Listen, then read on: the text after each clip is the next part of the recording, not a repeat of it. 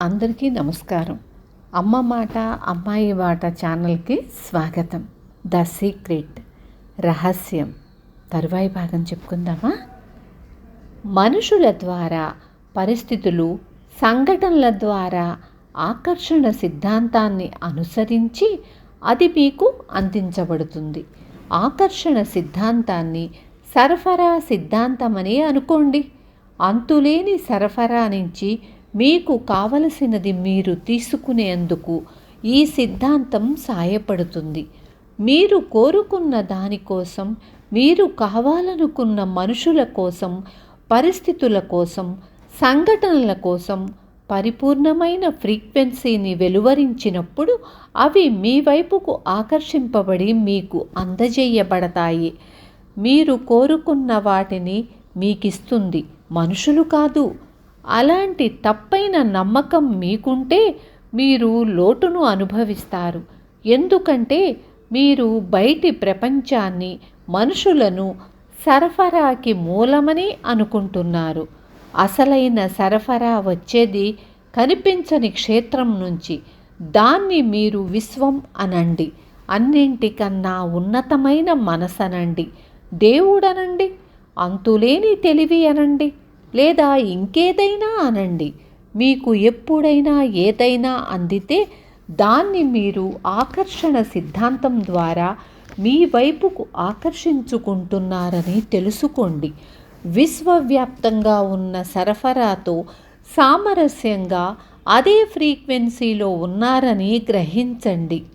విశ్వజనీనంగా ఉండే బుద్ధి అన్నింటి మీద వ్యాపించి ఉండి మనుషులలోనూ, పరిస్థితులలోనూ, సంఘటనలలోనూ కదలిక కలిగించి మీకు కావలసిన దాన్ని అందిస్తుంది.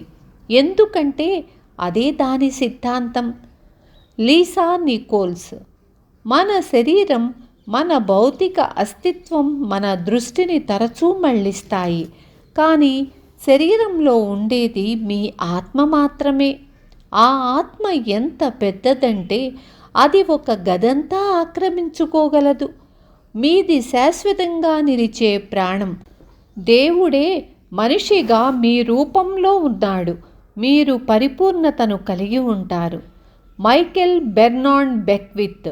ధర్మ గ్రంథాలను బట్టి మనం దేవుడి రూపాన్ని సంతరించుకున్న ఆయన ప్రకృతి అని చెప్పవచ్చు. విశ్వం తన గురించి తాను చైతన్యాన్ని పొందే విధంలో మనం మరో మార్గం అని అనవచ్చు. ఎప్పటికప్పుడు వెల్లడి అయ్యే సంభావ్యతలకు మనం అంతులేని క్షేత్రాలమని అనవచ్చు. అవన్నీ నిజమే. మీరెవరు అనే దానిలో 99% కంటికి కనపడదు, స్పర్శకి అందదు. ఆర్ బక్మిన్స్టర్ పుల్లర్ 1890 నుంచి 1983. భౌతిక కాయంలో ఉన్న దేవుడు మీరు. రక్తమాంసాలతో నిండిన మీ శరీరంలో మీరొక ఆత్మ. శాశ్వతంగా ఉండే ప్రాణం మీకు మీరు అని వ్యక్తీకరించుకోవటమే. మీరు ఈ బ్రహ్మాండంలోని ఒక ప్రాణి. మీరు శక్తితో నిండి ఉన్నారు. మీరు వివేకంతో నిండి ఉన్నారు. మీరు మేధస్సుతో నిండి ఉన్నారు. మీరు పరిపూర్ణులు. మీరు ఒక అద్భుతం. మీరు సృష్టికర్తలు. ఈ గ్రహం మీద మిమ్మల్ని మీరు సృష్టించుకుంటున్నారు. జేమ్స్ రే. అన్ని సాంప్రదాయాలు మీరు సృజనాత్మక మూలం నుంచే ఆ శక్తి రూపంలోనూ ప్రకృతిగాను సృష్టించబడ్డారని చెబుతాయి. అంటే మీ దగ్గర మీ ప్రపంచాన్ని సృష్టించుకోగల శక్తి, సామర్థ్యము ఉన్నాయన్న మాట. బహుశా మీరు ఇంతవరకు మీకు ప్రశస్తిని తెచ్చే ఎన్నో అద్భుతాలను సృష్టించి ఉండవచ్చు, ఉండకపోనవచ్చు. మీరు ఆలోచించవలసిన ప్రశ్న, మీ జీవితంలో మీకు దొరికిన ఫలితాలు నిజంగా మీరు కోరుకున్నవేనా? అవి మీకు ప్రశస్తిని తెచ్చేవేనా? అలా కానట్టయితే వాటిని మార్చుకోవటానికి ఇదే సరైన సమయం కదా. ఎందుకంటే అలా చేసే సామర్థ్యం మీలో ఉంది. మొత్తం శక్తి అంతా లోపలి నుంచే వస్తుంది. అందుకే అది మన ఆధీనంలో ఉంది.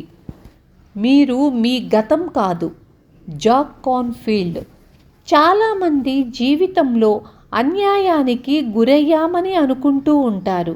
పైగా గడిచిపోయిన సంఘటనల వైపు తరచూ వేలు చూపిస్తూ ఉంటారు. బహుశా దుర్భాషలాడే తల్లిదండ్రులతోనూ, సరైన పద్ధతిలో జీవించని కుటుంబాలలో పెరిగి పెద్దవాళ్ళవటం వల్లనేమో.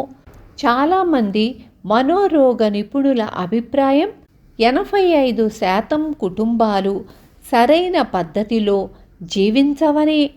అందుకని హఠాత్తుగా మీరు ప్రత్యేకమైన వ్యక్తినని ఏమీ అనుకోనక్కరలేదు. చాలామంది తల్లిదండ్రులు తాగుబోతులు. మా నాన్న నన్ను దుర్భాషలాడేవాడు. నేను 6 ఏళ్ల వాడినై ఉండగా మా అమ్మ ఆయనకు విడాకులిచ్చింది.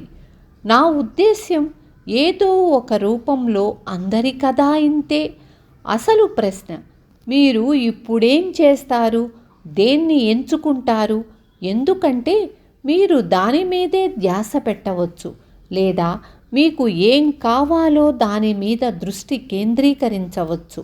అందరూ తమకు కావలసిన దాని మీద దృష్టి కేంద్రీకరించటం మొదలు పెడితే వాళ్లకు అక్కర్లేనివి వెనక్కిపోతాయి.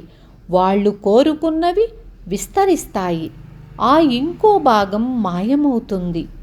జీవితంలోని చీకటి పార్శ్వం మీద ధ్యాస పెట్టే మనిషి గతంలో కలిగిన నిరాశ నిస్పృహల మీద, దురదృష్టం మీద మనసును కేంద్రీకరించి జీవించే మనిషి జీవితంలో కూడా అటువంటి వాటి కోసమే ప్రార్థిస్తాడు. భవిష్యత్తులో మీరు దురదృష్టాన్ని తప్ప మరి దేన్ని చూడలేకపోయినట్లయితే మీరు అటువంటి దురదృష్టం కోసం ప్రార్థిస్తున్నారు. అది మీకు తప్పక దొరుకుతుంది. ప్రెంటిస్ మల్ఫోల్డ్. విన్నారు కదా? మన దరిద్రాన్ని, మన దురదృష్టాన్ని మనమే ఆహ్వానించుకుంటున్నాము. ఎక్కడి నుంచో మనకు వచ్చేది కాదు, వేరే వాళ్ళ నుంచి అస్సలు వచ్చేది కాదు. అర్థమైంది కదా? రేపు మళ్ళీ తరువాయి భాగంతో మీ ముందుకు వస్తాను.